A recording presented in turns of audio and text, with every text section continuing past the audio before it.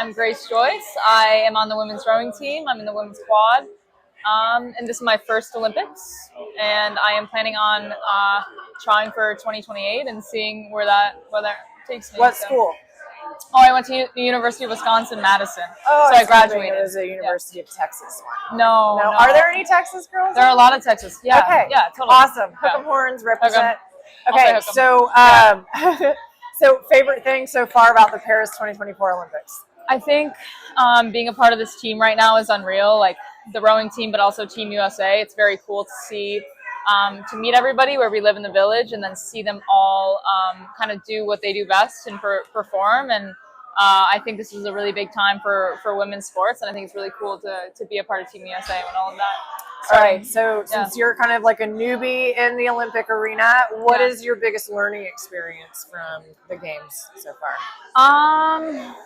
From the games, I think it kind of plays into like my biggest learning experience from this year, which was like I've never like utilized sports psychology until this year, which is pretty wild because I've been rowing on the national team for 6 years now. So this year I really started to take sports psych seriously, and I think like getting to the games, that's also very important, especially your first games. They always say that your first games, you're kind of taken aback by like how much is going on and all the stimulus and stuff. So I think having a person that I meet with regularly, like weekly, is pretty huge.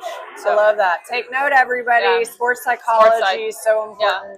The mental part of the game is, or the sport is so important. Yeah. Most difficult moment in your career, and how did you get out of it? I think the most difficult moment in my career, I think I had like a domestic race this year that I was really not happy with the outcome. It was a race that I was supposed to win, and I think for me, I've always kind of raced as an underdog, and now I'm starting to race as kind of a top dog, and I think that's like a whole different mental framework shift. And I think I kind of stand by or like live by like win or learn. Like there is no losing. It's like either you're winning or you're learning something. And I think like there's always a place for me to go, because it's always taking what I learned from that session or like that failure, but there really isn't anything, like it's either like a success like by the book, or it's learning to be better.